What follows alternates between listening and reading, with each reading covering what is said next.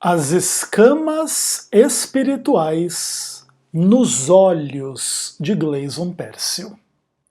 Eu sou Ezequiel Gomes, você está no canal Vem Senhor Jesus, e eu estou aqui nesse fim de tarde acompanhado da minha cerveja de cada dia, para a gente refletir um pouquinho hoje a respeito de hermenêutica, da ciência da interpretação, a partir de um pensamento a respeito do livro do nosso amigo Gleison, né?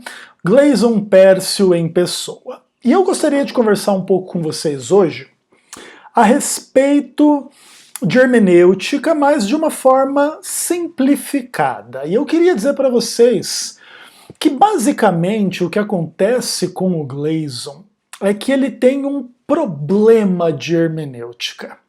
E eu vou contextualizar esse problema de hermenêutica através do termo escamas espirituais, né? Que é um termo que eu tiro da própria obra do Gleison, e eu quero mostrar para vocês o que o Gleison escreveu lá no livro dele. Vem comigo!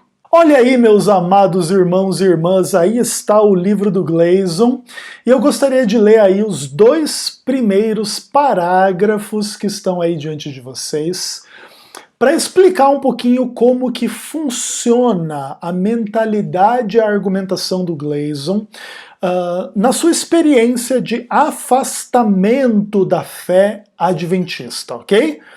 Então, vamos ler comigo aí. Logo ao sair da igreja, naquele dia, eu senti uma forte direção do Espírito Santo, para que eu entrasse num jejum de 5 dias só de água. Eu obedeci e iniciei o jejum no sábado à noite. Na quinta-feira, eu finalizei o jejum, e na madrugada de quinta para sexta, ao estudar a Bíblia, aos mesmos moldes do apóstolo Paulo, escamas espirituais caíram de meus olhos e eu pude ver que todas as doutrinas adventistas estavam erradas. Ok, meus amados irmãos, eu queria enfatizar com vocês algumas coisas chave na experiência do Gleison e que dão o tom da sua hermenêutica, né, de como que ele interpreta as coisas. Primeiro de tudo, é essa coisa baseado na experiência e nos sentimentos. Olha, naquele dia eu saí da igreja e eu tive um sentimento muito forte da direção do Espírito Santo, e aí fica 5 dias sem comer, e depois ele termina o jejum, e aí ele vai para a madrugada estudar a Bíblia. E olha como que ele interpreta a experiência dele mesmo. Meio que como aconteceu com Paulo, né, pouquíssima pretensão, aconteceu com ele.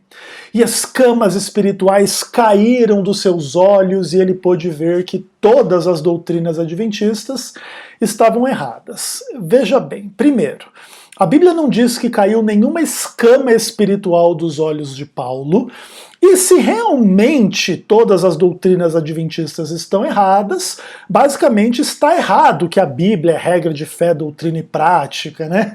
Que a Bíblia é a palavra de Deus, que Cristo morreu por nós, que a justificação é pela fé, que o salário do pecado é a morte, que Jesus voltará, e etc., que são todas doutrinas adventistas, né? Então sequer é possível que seja verdade o relato do nosso amigo Gleison.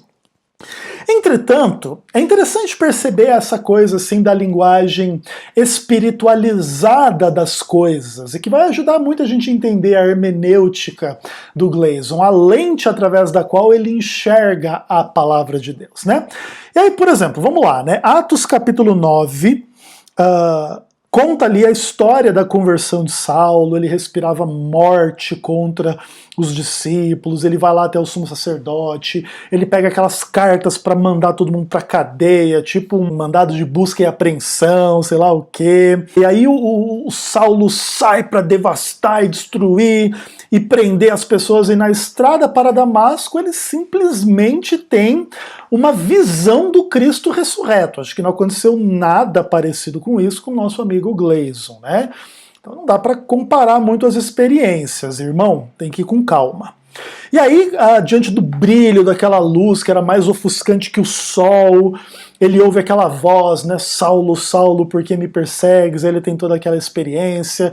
E aí ele entra em Damasco, e aí Ananias vai lá e ele entra na casa que Paulo estava, né? Impõe as mãos sobre ele e diz que o Senhor o enviou para que ele soubesse que o próprio Jesus apareceu para Paulo no caminho na estrada e para que ele recupere a vista e fique cheio do Espírito Santo. Aí o verso 18 diz: imediatamente lhe caíram dos olhos como que umas escamas e tornou a ver. Então, aqui não tem nenhuma ideia de escama espiritual. Caiu uma coisa meio que semelhante à escama, né? Que é a linguagem do texto. Mas eram coisas literais, algum tipo de uma película, um negócio meio estranho, que cai do olho dele literalmente e ele volta a enxergar. Não existe nada do tipo assim, uma escama espiritual, né? Ou seja, o Gleason, ele tem o problema que muitos intérpretes da história do cristianismo têm, de não tomar a palavra de Deus de uma forma literal, e sim de espiritualizá-la. Entretanto, quando eu falo de tomar a Bíblia de forma literal, eu não estou querendo dizer com isso que a Bíblia não apresente dificuldades interpretativas e textos que são mais literais, tipo narrativas históricas, e textos que são naturalmente mais metafóricos ou simbólicos, como parábolas, enigmas, profecias apocalípticas e etc, ok? Entretanto, o texto lá em Atos é uma narrativa histórica, não é espiritualizado o negócio. Não são escamas espirituais que caíram dos olhos de Paulo e ele entendeu a verdade. Não, ele teve um encontro literal com Cristo, ficou literalmente cego e na hora de recobrar a visão caíram como que escamas literais dos olhos dele. Aí ele tem toda a experiência dele de voltar à visão, ele é batizado, ele invoca o nome de Cristo e aí Saulo vai se tornar, né, o Paulo, apóstolo e tudo mais, ok? E aí a gente vê uma coisa bem interessante. O Gleason, através desse tipo de aplicação, que é bem simples e bem compreensível, já começa a dar o tom de como que ele lê as coisas. Ele lê as coisas sob o prisma do que ele experimenta, do que ele sente, do que ele imagina que é a direção do Espírito, e essa espiritualização dessas experiências, né, e essas escamas espirituais, e tudo no Adventismo está equivocado. No final das contas, o que é o fenômeno Gleason Pércio? É uma pessoa que tinha pouquíssimo conhecimento bíblico e que agora simplesmente abre um pouco dos seus horizontes para uma experiência meio neopentecostal, mística, quebra de maldições, jejuns e orações, e ficar sem dormir, e ficar orando de madrugada e não sei o quê, e que sente as coisas e que acha que as coisas são de acordo com o que ele sente. Não é uma coisa racional, não é uma coisa bem pensada, não é uma coisa bem construída. Pelo contrário, vai lá espiritualizando a linguagem bíblica e etc. e vai tocando barco, entendeu? E isso é importante das pessoas entenderem. O Gleason é um místico.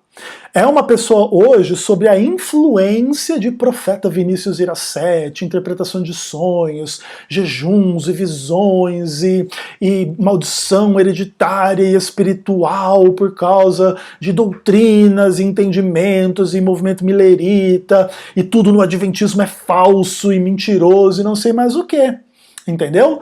É importante vocês entenderem que é contra esse tipo de espírito que a gente está lidando quando a gente lida com Gleason. Por isso, ele e os seus seguidores não são pessoas racionais com as quais você pode bater um papo assim sobre a interpretação, a Bíblia.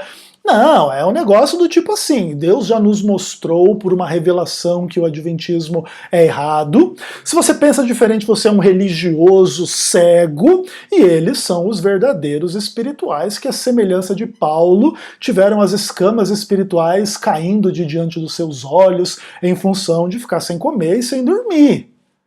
E acreditando em visões e sonhos do Vinícius Iracete. Basicamente, para você entender, é isso o que está acontecendo aqui, ok?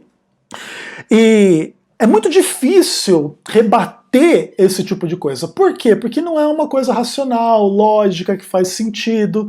Pelo contrário, é uma questão assim, emocional, psicológica, é bem complicada. Tanto que, se você vê as pessoas que estão apoiando lá o Gleason nos comentários lá do canal dele, você percebe muito nitidamente que são pessoas que basicamente não se importam com argumentos doutrinários e racionais. Se está combatendo o adventismo, está correto. Por quê? Porque eles têm o mesmo tipo de sentimento e sensação e percepção em relação ao adventismo que o Gleason agora tem.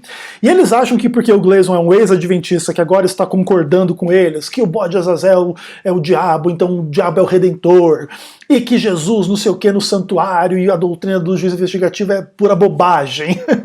E essas pessoas estão vendo esses discursos do Gleason, vendo que ele é um ex-adventista, e elas acham que isso meio que prova essa experiência e essas convicções.